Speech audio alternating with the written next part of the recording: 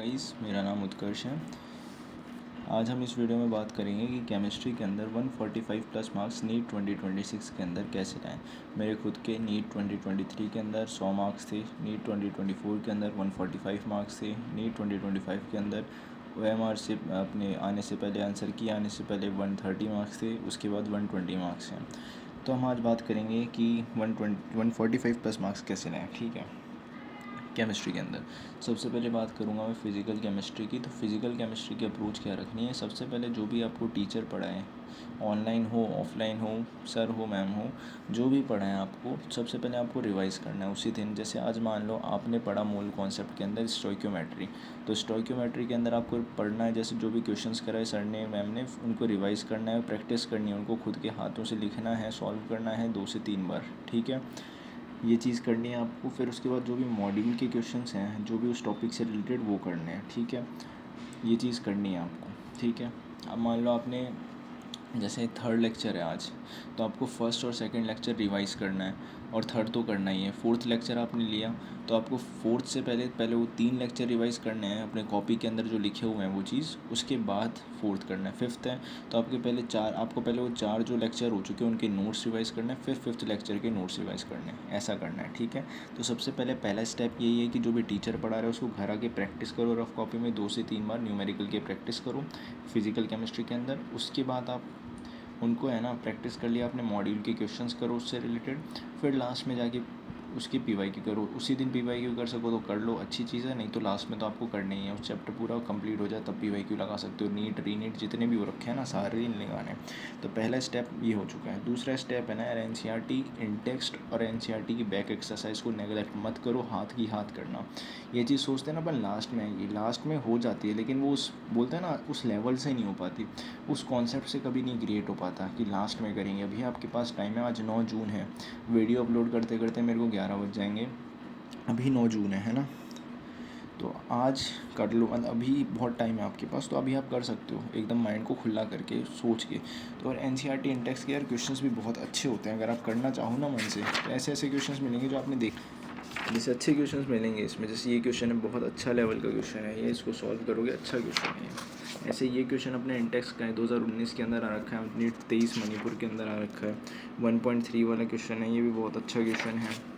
ये density of methanol वाला question है, ये बहुत अच्छा क्वेश्चन है, ज़रूर ट्राई करना। ठीक है, और ये जो 1.35 1.36 क्वेश्चन है, इससे रिलेटेड अपना नीट 2022 में, नीट 2023 में, नीट 2024 के अंदर क्वेश्चन आ रखा है। तो करो यार, इन चीज़ों को करो। जैसे ये क्वेश्चन है अपना, कौन सा दे, ये है ना ऊपर सबसे टॉप वाला क्वेश्चन है, which of the following will hard largest number of atoms. तो ये कई बार PYQ में भी रिपीट हो रखा है, इनको प्रैक्टिस करो, इसलिए इंपॉर्टेंट है।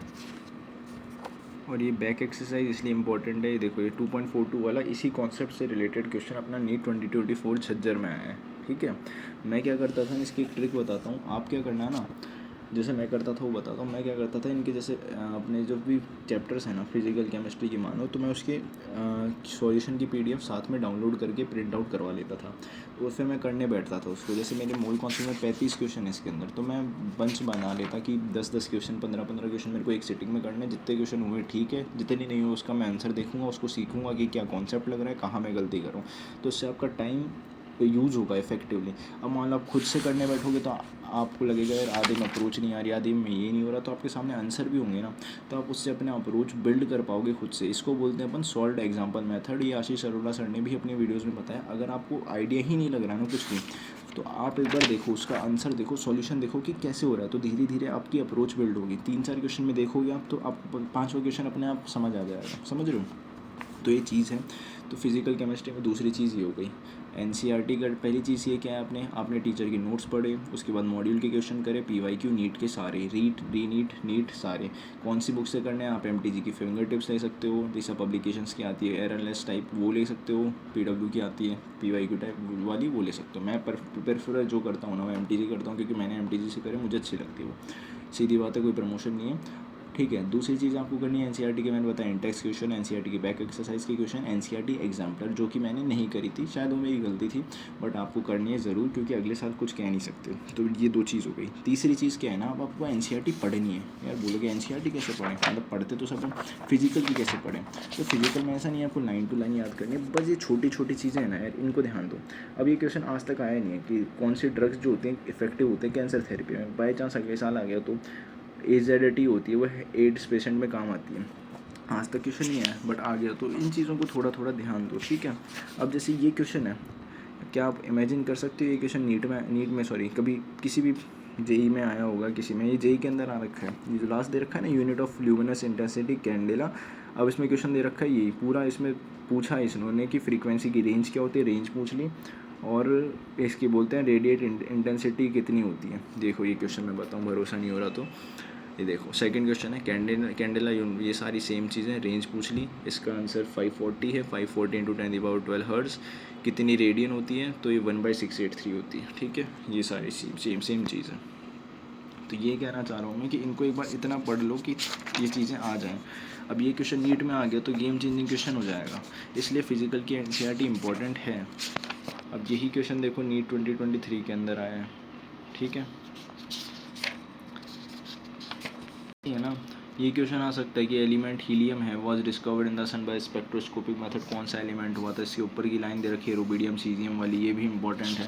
तो ये छोटी छोटी बारीकियां हैं जिससे बहुत रेयर चांसेस है क्वेश्चन आए, बट आ गए ना जिस दिन, तो वो वही है कि कभी भी आ सकता है, नंबर किसी का भी लग सकता है। अब ये क्वेश्चन है, ये 5 डी ऑर्बिटल्स वाला, ये स्टेटमेंट वाइज दे दिए थे इन्होंने, ये नीट 2022 का क्वेश्चन है, समझ रहे हो। तो ये छोटी छोटी चीज़ें, बारीकियाँ हैं, इनको अच्छे से करो, है ना।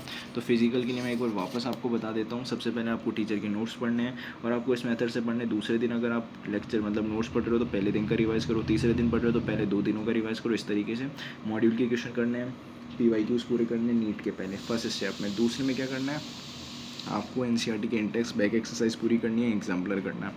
तीसरी चीज़ क्या करनी है, तीसरी चीज़ है एनसीईआरटी को पढ़ो, ठीक है। मोटी मोटी चीज़ें देखो मैंने हाईलाइट कर रखी हैं, कुछ मतलब ऐसे नहीं कि सारा बुक हाईलाइट कर रखी, कहाँ जहाँ इंपॉर्टेंट लग रहा है वहाँ मैंने पूरी मतलब कर रखी है ना, लेकिन मोस्टली ऐसे कि थोड़ी थोड़ी जगह, तो वही इंपॉर्टेंट है ना, ये करना है। फिर उसके बाद जे के जो थ्योरी वाले क्वेश्चन हैं, न्यूमेरिकल्स हैं, लग रहे हैं कि हाँ मेरे से हो जाएंगे, वो करो, ज़बरदस्ती नहीं। अब जैसे एक ये क्वेश्चन भी अच्छा है, मिनिमम एनर्जी वाला, तो इसको देख सकते हो आप। इस टाइप से क्वेश्चंस मिलेंगे आपको, खूब मिलेंगे क्वेश्चंस, तो ये करने हैं, ठीक है।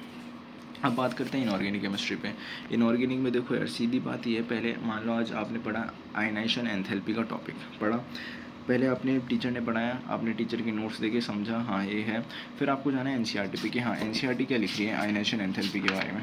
तो आपने आयनाइजेशन एंथैल्पी एनसीईआरटी से पढ़ा, जो चीज़ नहीं आई वो हाथ किया, अगले दिन सर से डाउट पूछा, सर मेरे को ये नहीं है, बताओ, आप बताओ मेरे को कैसे होगा, क्या है, ये करा आपने। पहली चीज़ ये हो गई। फिर उसके बाद वही मॉड्यूल के क्वेश्चंस PYQ, पहली चीज़ कॉमन है, फिजिकल केमिस्ट्री में थी वैसी। दूसरी चीज़ भी कॉमन है कि एनसीईआरटी के इंडेक्स क्वेश्चन देखो, जैसे अच्छे क्वेश्चंस मिलते हैं इसमें, डायरेक्ट रिपीट होते हैं, कॉन्सेप्ट रिपीट होते हैं, तो एनसीईआरटी के क्वेश्चन कौन भी देखो, मतलब इंडेक्स क्वेश्चन और बैक एक्सरसाइज भी देख लो एक बार, ताकि आपकी एनसीईआरटी भी साथ साथ कंप्लीट होती रहे। मुश्किल होंगे कुछ क्वेश्चंस, नहीं आएंगे तो आप बोल रहा हूँ, या तो आप PDF प्रिंट आउट निकलवा के कर लो, या गूगल पे सर्च मार के कर लो, और सबसे बेटर तो मैं प्रेफर करूँगा कि अपने टीचर है ना उनसे पूछो, सबसे पहले डाउट पूछो, ठीक है।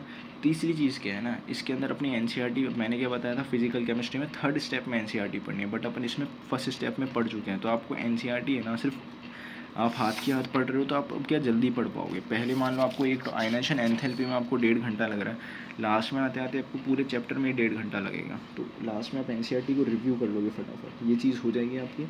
और उसके बाद क्या करना है ना, जेई के जो 3 साल के क्वेश्चन है 22 से 25 वो लगाने, तो 3 स्टेप में सारी चीज़ें कंप्लीट। अब आपको शॉर्ट नोट्स कब बनाना है, शॉर्ट नोट्स आपको तब बनाना है जब दूसरा चैप्टर आपका है ना, या तो स्टार्ट हो या एंड होने वाला, वो आप पे डिपेंड करता है कि आपने फर्स्ट चैप्टर को कितनी बार रिवाइज़ करा। मैं प्रेफर करूँगा कि जितनी बार आप फर्स्ट चैप्टर को रिवाइज़ कर लो ना, मिनिमम 2 से 3 बार रिवाइज़ कर लो, उसके बाद ही बनाओ। तो आप अपने हिसाब से देखो, ठीक है। आपका फर्स्ट चैप्टर अगर बोलते हैं ना 2-3 बार तभी रिवाइज़ हो गया हो कि सेकेंड चैप्टर स्टार्ट हो रहा हो, तो अच्छी बात है, तब बना लो।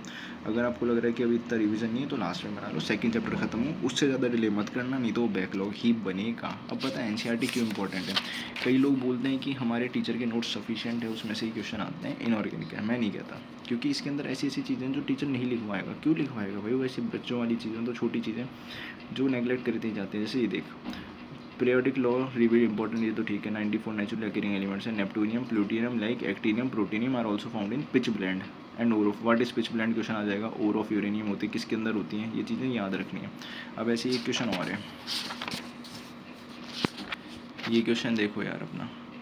Actinoid elements are radioactive. Many of the actinoid elements have been made only in nanogram quantities. ठीक है, ये क्वेश्चन पूछ सकता है। इससे ऊपर वाला पूछ ही रखा है, chemistry of early actinoids is more complicated than the corresponding lanthanoids due to the large number of oxidation state possible for this actinoid elements. तो ये क्वेश्चन टीचर नहीं लिखवाता ये लाइन, और वो कैसे लिखा है इस चक्कर में ना, इस चीज़ को मतलब पता होना चाहिए। बस ये है कि एटॉमिक रेडियस दोनों को रेफर करते हैं, कोवेलेंट को भी और मेटेलिक को भी, और उसको अपन मेजर कर सकते हैं एक्सरे से, अदर स्पेक्ट्रोस्कोपिक मेथड से। ऐसे ही देखो, ये चीज़ें हैं छोटी छोटी हैं, लेकिन इनसे क्वेश्चन आते हैं। ये जो स्टेटमेंट पढ़ोगे ना आप ये वाला, तो ये भी बहुत इंपॉर्टेंट है कि अपन जो होते हैं ना नोबल गैसेज, उसके लिए एटॉमिक रेडाई यूज़ नहीं करते, उसके लिए अपन वेंडर वॉल यूज़ करते हैं। तो वो उसका रीज़न पूछ सकता है, ठीक है, इंपॉर्टेंट है। ऐसे ही अपना केमिकल बॉन्डिंग चैप्टर है ना, उसमें भी आपको सेम सब इनऑर्गेनिक के सारे चैप्टर्स में यही अप्रोच करनी है, ठीक है। मुश्किल होगी, कोई दिक्कत नहीं है, किसी को पहली बार में नहीं आता, मुझे भी नहीं आता था, मेरे को 1-1.5 घंटा लगता था, उससे ज़्यादा ही लगते थे एक टॉपिक पढ़ने में पहले। बट धीमे धीमे वो चीज़ें हो जाती है, धीमे धीमे 1.5 घंटे में वो चैप्टर पूरा हो जाता है। अब जैसे ये है इसकी